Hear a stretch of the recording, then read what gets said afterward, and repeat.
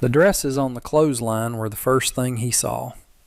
Bright splashes of calico, blue and yellow, snapping in the dry Nevada wind. They were an impossible sight, a flag of domestic life planted in the heart of a dead memory. Caleb Thorne reined in his dark brown horse, the leather of his saddle creaking in the sudden stillness. 10 years. 10 years he'd been gone, and for all 10 of those years this place was supposed to be empty, decaying back into the dust from which his father had raised it. He had come back not to live, but to sell, to sign a piece of paper, take what little coin he could get, and erase this corner of the map from his mind forever. But the dresses argued otherwise. Therefore he urged his horse forward, his eyes narrowing. The old clapboard house, which he remembered as gray and peeling, looked solid. The windows, once dark and vacant, were clean. A thin curl of smoke rose from the stone chimney. Someone was home. His home. A cold knot formed in his gut, a feeling he recognized from a life he'd tried hard to leave behind. It was the feeling of a complication, of a plan going sideways before it had even begun. He dismounted, the dust puffing up around his worn boots. As his feet hit the ground, the front door of the house opened. A woman stepped out onto the porch. She was Chinese, slender and straight-backed, holding a long-handled garden hoe like a sentry's rifle. Her hair was tied back severely, and her face, though unlined, held a watchfulness that was ancient. She did not look afraid. She looked anchored. Caleb stopped at the foot of the porch steps, his shadow stretching long in the afternoon sun. He took off his hat, not out of courtesy, but to get a better look. "This is the Thorne Ranch," he said. His voice was rough from disuse. The woman's gaze was direct. "I am aware." Her English was clear, with only a slight musical accent. It was better than the English of most men he knew. "I'm Caleb Thorne." He expected a reaction. Surprise, maybe fear. The name Thorne, tied as it was to a single, bloody afternoon in a town 2 territories over, usually got a reaction. He got nothing. Her expression did not change. "The land has been sleeping," she said, her eyes sweeping over the valley behind him. "I have been waking it." The simple poetry of her words threw him off. He had come here for a transaction, a clean and simple severing. He was prepared for squatters, for drifters he'd have to run off with a harsh word or a show of force. He was not prepared for this quiet woman with a farmer's hoe and a philosopher's turn of phrase. "I'm selling the place," he stated, forcing the conversation back onto solid ground. "You need to be gone." She considered his words, her eyes finally settling on his face. She seemed to be measuring him, weighing something he couldn't see. "I see," she said. It was not an agreement. It was an acknowledgement of a fact, like noting the position of the sun. "I need you gone by the end of the week," he said, the words sounding harsher than he intended. "A week," she repeated, the first flicker of something, not panic but calculation, entering her eyes. "I will need a week." He was a man who had learned that mercy was a liability. He had survived by making hard choices quickly and without regret. But looking at this woman, standing on the porch of a home that was his but felt like hers, he felt a strange hesitation. A week was a delay he didn't want, but the thought of turning her out into the wilderness with nothing, today, felt like a cruelty he wasn't in the mood to commit. "1 week," he confirmed, his voice tight. "I'm riding into Argenta to see the land agent. When I get back, I expect you to be packing." He turned to go, feeling her eyes on his back. His plan was simple. Register the intent to sell, post the notice, and wait for the inevitable low offers to trickle in. The land was poor, the water rights questionable. He'd be lucky to get a few $100s for the 80-acre plot. But it would be enough to buy a ticket on a train heading east and never look back. As he reached his horse, a question pricked at him. He turned back. "Who told you that you could stay here?" The woman's posture softened almost imperceptibly. "Mr. Abernathy," she said. Caleb froze, his hand on his horse's neck. The name hit him like a physical blow. Thomas Abernathy. His father's old foreman, a man as gnarled and tough as the desert scrub. A man who had taught Caleb how to track, how to read the sky, how to be at home in this harsh landscape. A man who, according to the last letter Caleb had received from anyone in this valley, had died of a fever 5 years ago. He stared at the woman on the porch, a sudden, chilling dislocation settling over him. How could a dead man have given her permission to be here?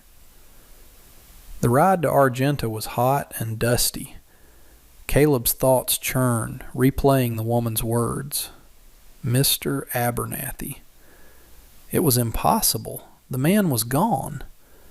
Perhaps she had lied, picked a name she might have heard in passing. But the way she'd said it felt too simple to be a lie. It felt like the truth. Therefore, the truth itself was the problem. Argenta was little more than a single dusty street servicing the railroad workers and the few ranchers stubborn enough to try and scratch a living from the valley. As Caleb rode down the main thoroughfare, 2 men on horseback blocked his path. They were broad-shouldered and wore their pistols tied low, a sign of men who expected to use them. "That's a fine horse," the taller one said, his eyes lingering on Caleb's mount. "You new to these parts?" "Just passing through," Caleb said, keeping his hands in plain sight on the pommel of his saddle. "This valley is mostly owned by Mr. Croft," the second man said, his voice a low rumble. "If you're looking to buy or sell, he's the man to see. Saves everyone a lot of time." It was not a suggestion. It was a warning, delivered with the casual arrogance of men who were used to being obeyed.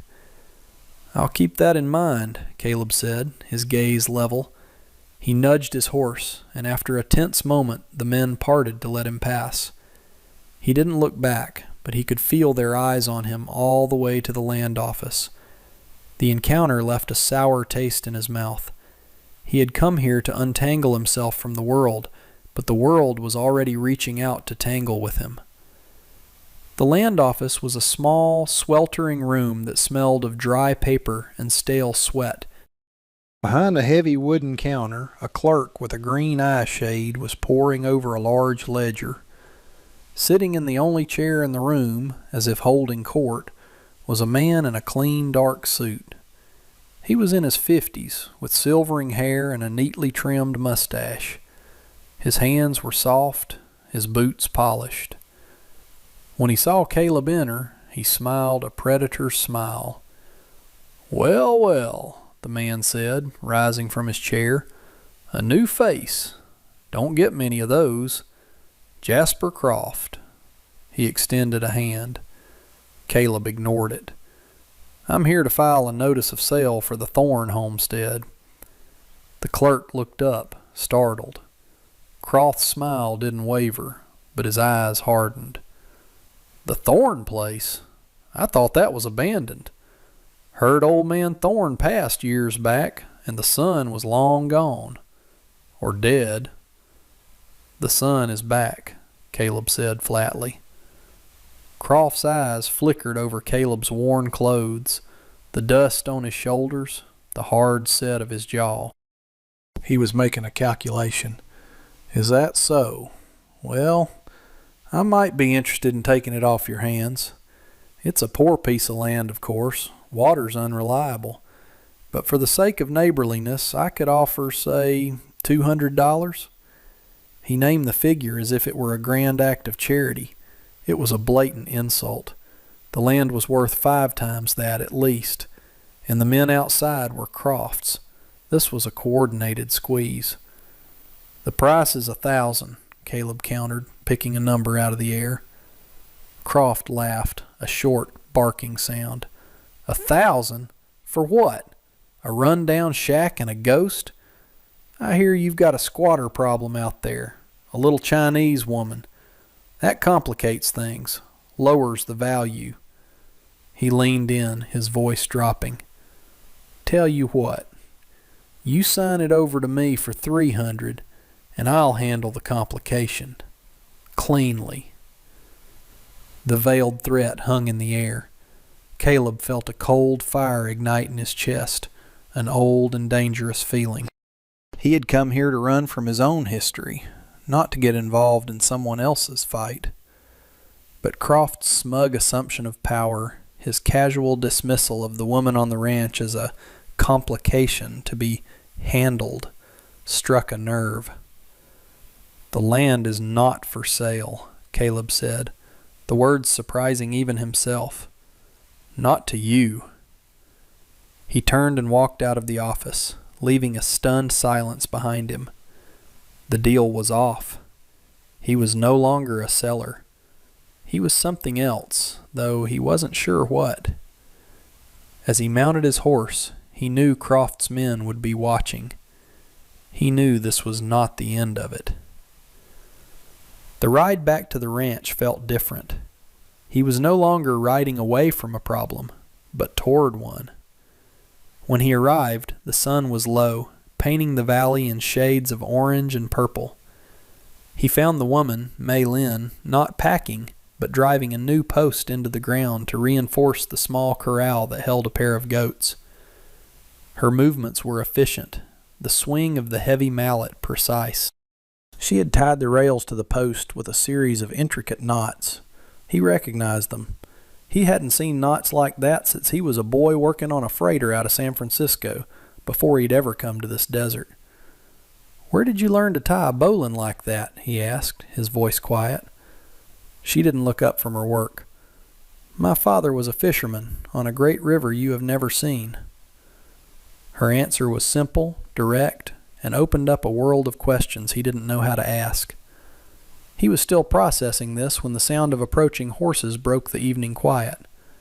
2 riders, Croft's men. They weren't coming to talk this time. They rode straight for the corral, their intentions clear. "Last chance, old man," the taller one shouted. "Get off this land, and take the stray with you."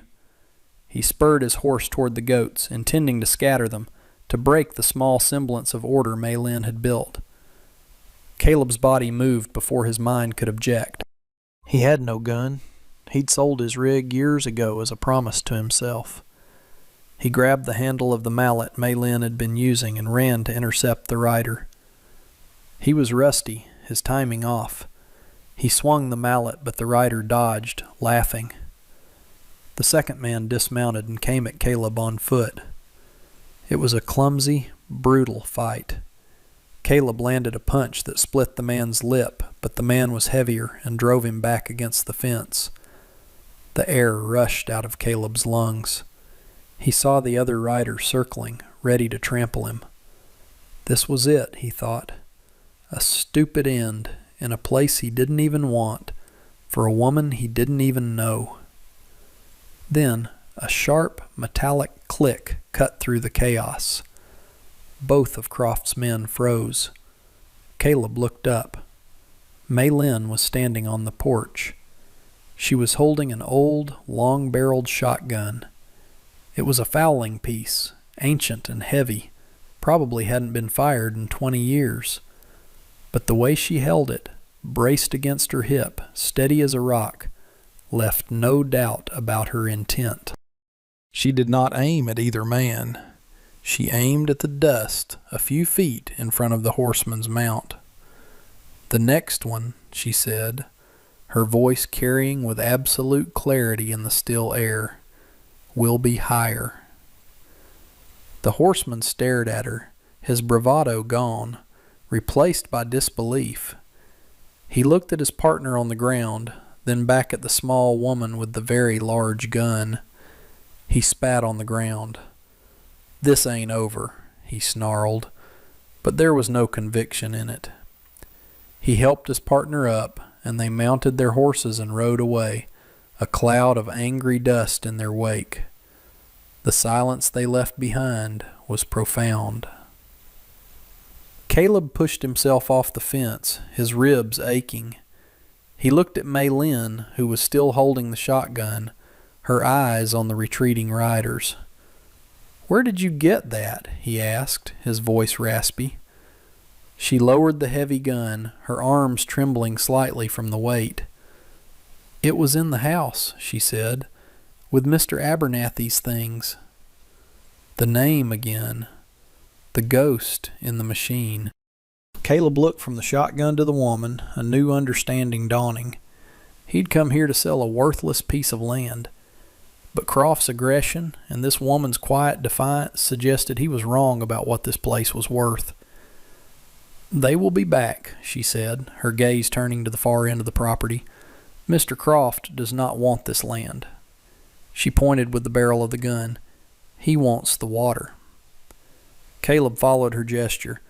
He saw the thin green line of cottonwoods, a line he'd forgotten all about. They marked the path of a creek, a small stream that trickled down from the mountains. He had always assumed it ran dry in the summer like all the others. But if it didn't, if it was spring-fed and ran year-round, then this wasn't just a dusty 80-acre plot. It was the most valuable piece of land in the entire valley, and he had just tried to give it away. That night, the house was filled with a tense silence. Mei Lin lit a single kerosene lamp, casting long, dancing shadows across the small kitchen. The room was sparse, but immaculate. She moved with a quiet grace, preparing a simple meal of rice and dried vegetables, while Caleb sat at the small wooden table, cleaning and oiling the old shotgun. His knuckles were bruised, and his side throbbed where he'd hit the fence. The shotgun was in surprisingly good condition, cared for. "You said Abernathy let you stay," Caleb finally said, breaking the quiet. "The last I heard, Tom Abernathy died 5 years ago."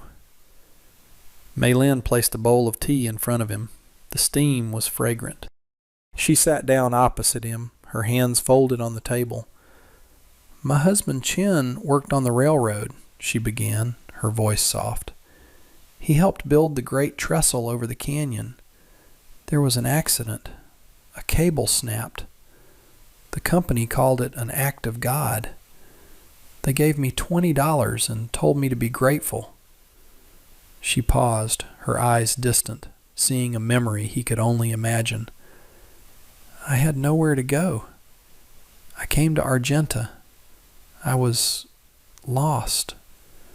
An old man found me sleeping near the station. He was a prospector," he said. "His clothes were ragged, but his eyes were kind. He bought me a meal. He listened to my story. He told me he knew of a place, a good house with a solid roof and a well that never ran dry. He said the owner was a boy who had run off years ago, probably dead in a ditch somewhere. He said the place needed a soul in it, or it would die too." Caleb stopped his work, the oily rag still in his hand. He knew what was coming. "He gave me a piece of paper," she continued. "He wrote on it so that if anyone asked, I would have something to show." She rose and went to a small wooden chest in the corner. From it, she retrieved a folded, yellowed sheet of paper and handed it to him. Caleb unfolded it carefully. The handwriting was faint and spidery, the hand of an old man whose strength was failing. But it was unmistakably Tom Abernathy's hand. The note was simple. "Let the bearer, Mrs. Lin, reside at the Thorne homestead. The place needs a soul in it. Forgive an old man's presumption. T. Abernathy." It wasn't a deed. It wasn't legal. It was just a kindness. Caleb stared at the paper, the truth rearranging itself in his mind. Abernathy hadn't died. He had just walked away. A prospector to the end, chasing one last dream, and on his way out, he had given away a home that was never his to give, to a woman who had nothing. A strange mix of anger and awe filled Caleb. Anger at the old man's audacity, and awe at his compassion. He wasn't wrong, Caleb said, his voice thick. He looked at Mei Lin, truly seeing her for the first time. Not as a squatter, not as a complication, but as the soul Abernathy had spoken of. The place needed it. The tension between them dissolved, replaced by a fragile, unspoken understanding. He was a man running from his past. She was a woman trying to build a future. They were both stranded here, tied to this piece of land by the ghost of an old man. The understanding was shattered the next morning by the arrival of 3 riders. This time, Jasper Croft was with them. The third man wore the badge of a U.S. Marshal. Croft was done with thugs. He was using the law now. "Thorne," the marshal said, his voice devoid of emotion. He was a tall, lean man with a sun-weathered face. "I have a notice of seizure for this property." Croft smiled, holding up a sheaf of papers like a winning hand. "It seems," he said with relish, "that you've been a little negligent. Territorial taxes on this land haven't been paid in 10 years. The total, with penalties and interest, comes to $1,250. Caleb felt the blood drain from his face. It was an astronomical sum. "According to territorial law," the marshal continued, "you have 48 hours to pay the debt in full, in cash. If you fail to do so, the property is seized by the territory and will be sold at public auction to the highest bidder." "And I," Croft added smoothly, "will be the highest bidder. In fact, I'll be the only bidder." He looked around at the dusty yard, the small house, the woman standing silently on the porch. "However, I'm a reasonable man. Sign the deed over to me right now for my original offer, $300. I'll settle the tax debt myself, and you can walk away with something in your pocket." It was a perfect trap. Legal. Airtight. He could take Croft's offer, pay off his own ghost, and leave. It was what he had come here to do. But it would mean handing this valley's water to a man like Croft, and it would mean turning Mei Lin out with nothing. He looked at Croft's smug, triumphant face. He looked at the impartial, unyielding face of the law. Then he looked at Mei Lin. Her expression was calm, resolute. She was not pleading. She was watching him, waiting to see what kind of man he was. The gunslinger he had tried to bury for a decade stirred. The part of him that stood his ground, that faced down bullies, that had earned him a name he hated. He turned to the marshal. "I'll have the money," he said. The words hung in the air, a declaration of war he had no way of winning. Croft's smile faltered for a second, replaced by a flicker of angry surprise. The marshal simply nodded. 48 hours, Thorne." As they rode away, Caleb was left standing in the yard with the weight of an impossible promise. He had no plan. He had no money. He had just made a choice that had cost him his escape, and he had no idea what it would gain him. Caleb had only one asset left from his former life, and it wasn't money. It was a name, and a debt owed. He saddled his horse, the fine animal that Croft's man had coveted. "Watch the place," he said to Mei Lin. It wasn't a request. It was a statement of trust. She simply nodded, her hand resting on the frame of the kitchen door. He rode hard for Argenta, the dust of his own urgency chasing him. He didn't go to the land office or the saloon. He went to the small telegraph office at the edge of town. For a long time he stood before the counter, composing the words in his head. A telegram was a desperate shot in the dark, expensive and uncertain, but it was the only shot he had. He paid the clerk with a few of his last silver dollars and handed him the message, addressed to a Mr. Alistair Finch in San Francisco, care of Finch Shipping. Alistair Finch was a man whose life Caleb had saved in a dockside brawl years ago, a brawl that had nothing to do with honor and everything to do with bad whiskey and worse luck. Finch, already a wealthy man, had sworn he was in Caleb's debt. Caleb had never planned to collect. The message was stark. Need backing against land grab, Redemption Valley, water rights at stake. Your terms, Thorn. The clerk tapped out the message, the clicks echoing in the quiet room. Now, all Caleb could do was wait.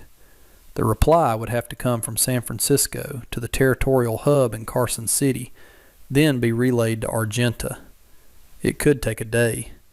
It might never come at all. The next 36 hours were the longest of Caleb's life. He and Mei Lin worked in a state of suspended dread. They didn't speak of the deadline. Instead, they worked. They shored up a loose section of the barn roof. They cleared stones from the patch of earth Mei Lin used as a garden. They moved with a shared, unspoken purpose, as if by imposing order on the land, they could impose it on their fate. In the quiet moments, Caleb found himself watching her. The way she moved, the economy of her motion, the deep well of stillness within her. She was the toughest person he had ever met, and she had never fired a shot in anger. The morning of the deadline dawned clear and cold. There had been no word. Caleb stood on the porch watching the road. He had failed. He had made a grand stand and had nothing to back it up. He would lose the ranch, Mei Lin would lose her home, and Croft would win. Just after 9 o'clock, 3 riders appeared on the horizon. The marshal, Croft, and one of Croft's men. They rode slowly, savoring the moment. Croft was smiling. They reined in at the foot of the porch. "Time's up, Thorn," the marshal said, his voice flat. He began to dismount. Caleb said nothing. He had nothing to say. He looked at Mei Lin, who stood beside him, her face impassive. He had failed her. But then another sound. A frantic drumming of hooves. A lone rider was coming up the road from Argenta, pushing his horse to a gallop. It was the telegraph boy, a skinny youth of about 16. He was waving a piece of paper. "Mr. Thorn, telegram for you. Just came through from Carson City," he yelled, breathless, as he slid his horse to a stop. He handed the flimsy paper to Caleb. Croft's smile vanished. Caleb's hands trembled as he unfolded it. The message was short. "Debt paid. Bank of Carson City holds receipt for redemption, tax collector. Consider it a long-term investment in a valley with good water and better men. Regards, A. Finch." Caleb read it twice, the words seeming to shimmer on the page. He looked up, his gaze meeting Croft's. He didn't smile. He simply handed the telegram to the marshal. The marshal read it, his eyebrows rising slightly. He looked at Croft, then back at Caleb. "It seems, Mr. Croft," he said, handing the paper back, "that the debt is settled. This property is no longer your concern." Croft stared, his face a mask of disbelief and fury. His perfect legal trap had been sprung. He had been beaten, not by a gun, but by a few words sent across a wire. Without another word, he wrenched his horse's head around and galloped away, his henchmen scrambling to follow. 6 months later, the first snow of winter dusted the high peaks of the mountains ringing the valley. The Thorn homestead was gone. In its place, filed legally at the land office in Argenta, was the Thorn Lynn Ranch. Caleb had used the remainder of Alistair Finch's investment to buy a small herd of hardy cattle and repair the outbuildings. The ranch was no longer sleeping. It was breathing, growing. Mei Lin's garden was now enclosed by a small greenhouse, its panes of glass salvaged from an abandoned stagecoach station. She sold dried herbs, vegetables, and potent goat cheese to the foreman of the railroad crews, who paid in good silver coin. The clothesline, the first thing Caleb had seen, was still there, but now Mei Lin's bright calico dresses hung beside Caleb's denim work shirts, the two colors a quiet statement against the vast, pale sky. Caleb sat on the porch, mending a piece of harness leather. The work was slow, methodical. His hands, once calloused from the grip of a pistol, were now calloused from the handle of a shovel and the reins of a plow horse. Maylin came out of the house and handed him a steaming cup of tea. She sat in the chair beside him, and they watched the cattle grazing near the creek. They did not speak often of the past, his or hers. There was no need. The present was too full. He looked out at the land, his land, their land. The glint of the creek, the solid line of the fences, the sturdy roof of the barn. He had come back here to sell a memory, to cut the last tie to a life he wanted to forget. Instead, he had found a place to anchor his future. He had spent 10 years believing that his life was defined by the man he had been. But he had learned that a man is not defined by where he has been, but by where he chooses to stand. And he had chosen to stand here. And that brings us to the end of this one. If you stayed with me all the way through, thank you. Stories like this one only get told because folks like you sit down and listen. If you liked what you heard, go ahead and hit that like button. And if you want more stories from the old frontier, subscribe so you don't miss the next one. Until then, take care of yourself, and thanks again for being here.